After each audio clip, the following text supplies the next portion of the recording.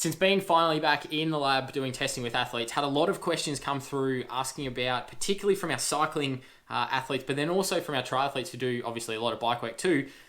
When should I be using the trainer? When should I be using a stationary trainer versus rollers? And then also, when should I be getting outside to do my sessions? So today I'm going to run down my thoughts around how we can incorporate all of these different, tools, if you like, or types of riding and training into the week, and when, and the types of sessions really that are going to be getting the most bang for buck in terms of using some of these tools. For example, when is it better to go outside and get your session done versus when do I recommend maybe using rollers over a stationary trainer or vice versa? So these, again, just my thoughts on how I prescribe and program for athletes. So without any further ado, let's get into it.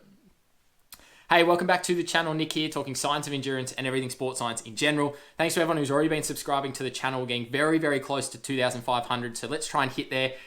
Hit the subscribe button down below if you haven't already, if you're getting lots out of these videos, or hit the share button and pass this video on to someone that you think might get something out of it. A lot of cyclists and triathletes have this similar question around, should I be using trainers? Should I be using the rollers? When should I get outside? Pass it on, you might learn something. And if someone else you think might be interested also is interested in the channel, get them to subscribe too. Let's keep growing this great community we've got here up on the channel. In terms of the question really that we're covering today is, when should we be using our different types of tools? And when I say tools, I talk about a trainer being either a smart trainer, whether you've got a kicker, a tax, whether you've got a wheel-on trainer, like a fluid trainer, whatever it might be. I'm just going to refer to all of those as trainers, turbo trainer, you might want to call it, whatever it is.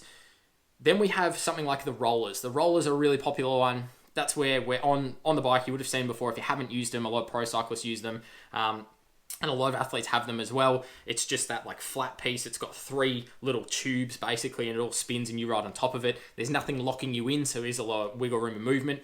But it's almost like a cycling version of a treadmill when you think about it, in terms of a self-powered treadmill, because you're just riding your bike as you would normally, but you're not going anywhere because it's keeping you in the one place. Then we've got being able to ride outside, and that encompasses things like going and doing a velodrome set. That's going out and doing big rides up through the hills. That's going riding on the flat. Anything where you're getting out and you're riding your bike as you would normally ride your bike, whether that be in a race, etc. You are outdoors doing your riding out on the road. So we have these 3 different things. When is the best time, and how do we navigate when should we use each of these different tools?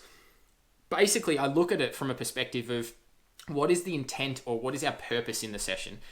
If our purpose is a physiological stimulus, that's very different to if our purpose is a motor learning stimulus, or if our purpose is building Ks. Whatever it might be, if there's a particular purpose to the session, that usually will dictate what is the best method to be able to go about our type of training. We also have to consider the scale of the output that we're putting as well. So when I talk about the purpose, maybe let's start, for example, with a physiological stimulus.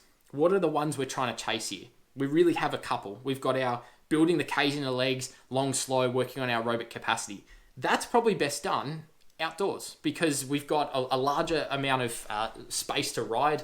It's more interesting. It's more engaging in terms of the environment. You're able to get up into the hills one day, but you might also go on the flats another day.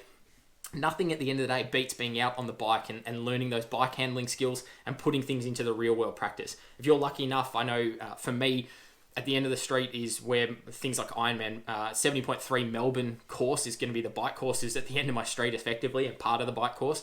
So me going out and riding that from a triathlon perspective is really, really specific. Even if I'm going out and doing my long slow, it's then really specific to where I'm racing too. So I'm getting a good bang for buck in terms of a good physiological stimulus, but then also that specificity.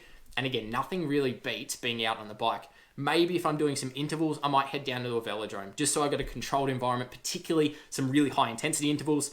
A controlled environment's a little bit safer. You don't have to stop for traffic lights or move around cars, things like that, other people usually. If you're at a nice quiet velodrome, you can just roll around, do your intervals, and keep the quality up there as more than anything. But like I said, the safety aspect of you being able to hammer it really hard, not have to worry about anything around you other than you just staying upright on the bike, and then in your recovery, you can just cruise around. That's a really good tool to use. But again, getting outside, it's going to be, again, more specific, particularly for maybe some of your slightly above threshold intervals, 105, 110%, maybe like a 5 minute on, 5 minute off. You're probably likely able to hold like a time trial position if you're a triathlete or a time trialist. You're able to get down that aero and lock in and practice that aero while you're moving fast. Working on the velodrome is really, really good for that aspect. You might also use it in terms of maximal sprinting too, short bursts, like 10, 15 second flat out efforts, again, for that safety aspect. But also, something like a trainer might not be able to handle, particularly some of the smart trainers, might not be able to handle a maximal sprinting effort. And this is where I sort of make the difference, is if you are going out and doing some really maximal top end efforts, I'm talking 1,000+ watts and really high cadence, the trainers, particularly smart trainers, we've tested this in the lab before, they jam up sometimes. The Tax Neo that we've been using is really, really great for everything except for when cadence changes really rapidly. Go from cadence like 90 to 140 really, really quick, and then it just can't handle it, locks up, and then you're unable to continue sprint. Whereas out on the road, you've sort of got the freedom to be able to just keep going and going and going, push harder and harder and harder, as long as you've got the resistance in the gearing on the bike to be able to handle that. Coming to when we would use the trainer is when we feel like there's no other real purpose to our riding other than we're trying to just get a very specific stimulus. So I typically will recommend to a lot of athletes using the trainer as a good opportunity to do things like VO2 intervals, working really hard right at the upper limit, 95, 100% of VO2 max, maybe even 110% of VO2 max, like a 30 on 30 off.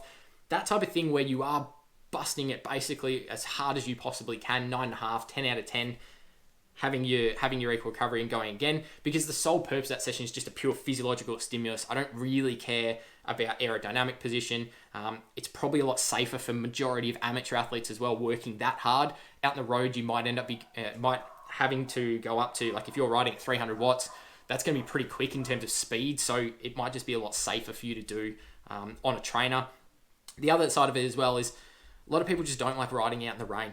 I personally don't like it. And from a safety issue, maybe that's also a better alternative. Riding indoors through the middle of winter, mainly, again, from a safety aspect, is where I start to lean for the trainer, or if I'm going for a very particular physiological stimulus where I just want to take out any external distraction too. Things like people working around. I want to make sure I get very consistent effort, and I can almost control that effort right down to the second in terms of things like Zwift and the workout feature. I can go, I need you 2 minutes on at 300 watts, or and then I need 2 minutes off at 60 watts. I can be very, very specific in my programming. That's for a particular impact. If you want to do some shorter sessions on the trainer because you can't fit it in around work and you have to do it at 9 o'clock, 10 o'clock at night, or very early in the morning before you go to work, that's perfectly fine as well. It's a type of thing though, going and doing, I typically try to stay away from, and lockdown this year was obviously a different circumstance, try to stay away from those big long sessions on the trainer, mainly because it can cause some issues around just like you have less variability in the saddle because you feel like you don't have to get up out of the saddle all the time, compared to if you go out on the road, you don't get to shift around too much, you're quite locked in and rigid. Apart from anything, looking at potentially a blank wall or Zwift for a couple of hours just isn't too interesting and engaging. So I'd much rather the athletes enjoy that outdoor experience and try and get that riding done out there if it's a long session. But trainer is really good for just honing in, keeping the safety high while also the quality of the session is high, to really refine in the exact numbers of what I need to be very particular about that session as well. Now we come to the last tool that we can use, which is the rollers. Now, I get probably asked a little bit about the rollers, but not too many athletes have them, and that's okay. It's not the type of thing that you necessarily have to go out and buy right now. I'm not recommending everyone go out and buy it.